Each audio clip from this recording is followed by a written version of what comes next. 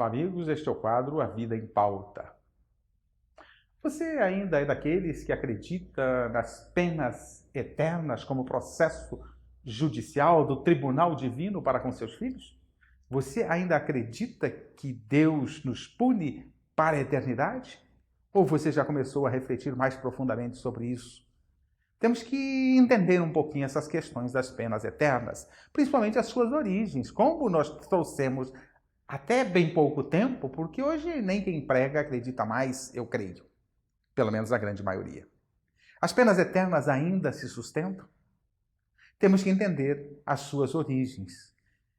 O homem, na sua intuição de Deus, na sua intuição de ser imortal, na sua intuição de que sobreviveria à morte, precisava entender a justiça divina, entender o próprio Criador, e para isso ele utilizou-se dos recursos que ele tinha na primitividade. Ele próprio, ser rude, forte, utilizando-se sempre da força para as suas decisões, despótico, intolerante.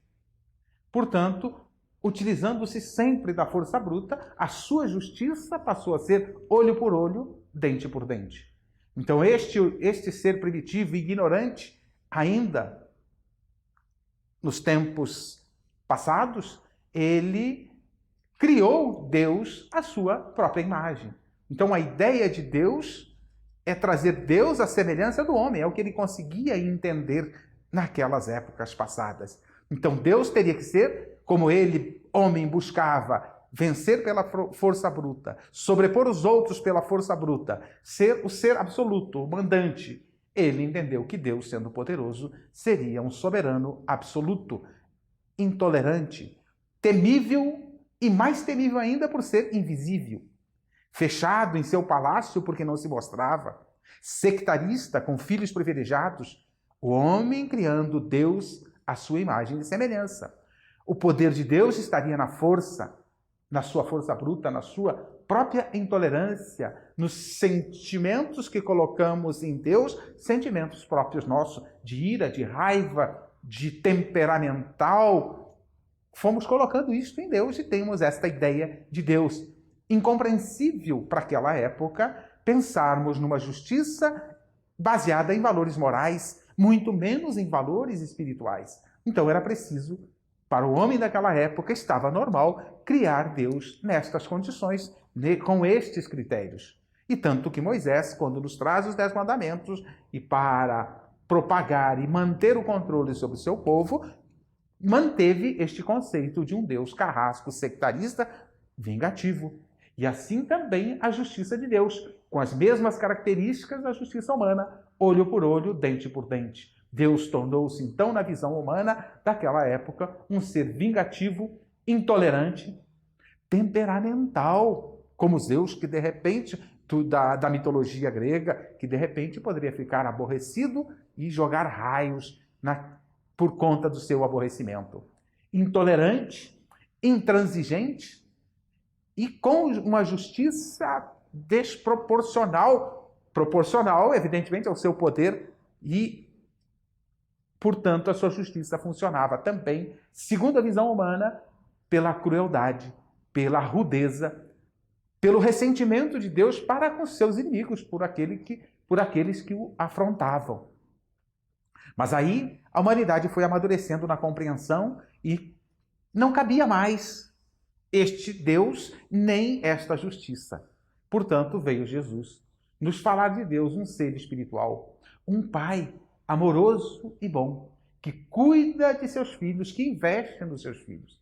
E se Deus é bom e nos convida a sermos bons como Ele, sede perfeitos como vosso Pai Celestial é, propõe Jesus, Ele está nos convidando a caminharmos na direção de Deus. Se temos que caminhar na direção de Deus, na direção da bondade, na direção do amor, Deus tem que ser a fonte do amor. E quem é fonte do amor não pode ser intolerante, sectarista, de filhos privilegiados, não pode ser vingativo. A sua justiça tem que ter um outro olhar, um outro patamar. E aí Jesus vem nos ensinar, portanto, que a justiça de Deus é uma justiça mais condizente com o amor do Pai para com seus filhos. Apesar dele ter mantido a ideia de um inferno, mas já mantém uma ideia de inferno temporário. Não entrou em detalhes sobre a temporalidade destas penas como eternas. Ele não reforçou este conceito de penas eternas. Apenas deixou para a posteridade a reflexão a respeito do que seria essa eternidade. Porque às vezes dizemos que uma coisa é eterna porque durou muito tempo. Quando temos que esperar, por exemplo, no consultório de um médico 2 horas, nós esperamos uma eternidade. Então, esta eternidade, ela tem uma simbologia de muito tempo para aquilo que a gente estava propondo. Então, Jesus, quando mantém a ideia de inferno, ele mantém uma ideia de uma justiça divina diferenciada, não mais com questão de tempo, porque senão seria incompatível com a bondade divina se fosse para sempre, para a eternidade. Portanto, era necessário que viessem lições posteriores a Jesus para refletir um pouquinho mais sobre a bondade e a justiça divina. Jesus já preparou o terreno, nos mostrando que Deus é a fonte do amor, a fonte da bondade. E quem é fonte de amor e de bondade não pune para sempre. E nem impune.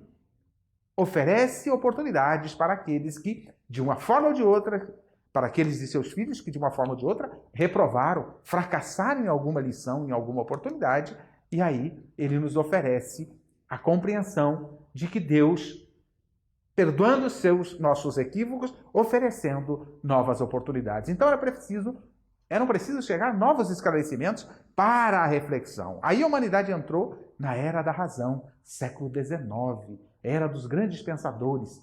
E aí, neste momento, foi o momento apropriado que Deus nos coloca mais informações, revivendo o Evangelho de Jesus na sua simplicidade dos primeiros séculos e esclarecendo todas as coisas, num cumprimento óbvio da proposta de Jesus de mandar um outro Consolador.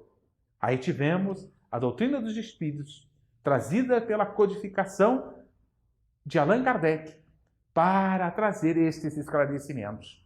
Então é necessário que estudemos a doutrina dos Espíritos para entender aí com detalhes e requintes de detalhes como funciona a justiça de Deus, como funciona a sua bondade, a sua misericórdia e seu amor para com seus filhos.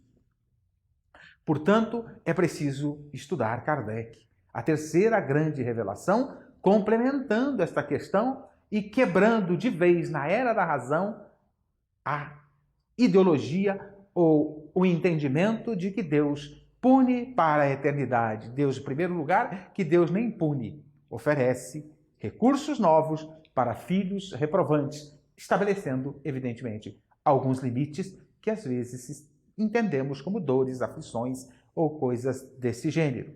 Portanto, é preciso estudar Kardec se queremos estudar, aprender, refletir mais profundamente sobre a justiça divina e quebrarmos de vez este conceito de um Deus vingativo, sectarista, de olho por olho e dente por dente, que isto não é proveniente, não é fonte divina. Portanto, se queremos quebrar este conceito de penas eternas, de lugar de degredo permanente para os filhos de Deus, precisamos estudar Kardec e assim entender mais profundamente a bondade, o amor e a justiça de Deus.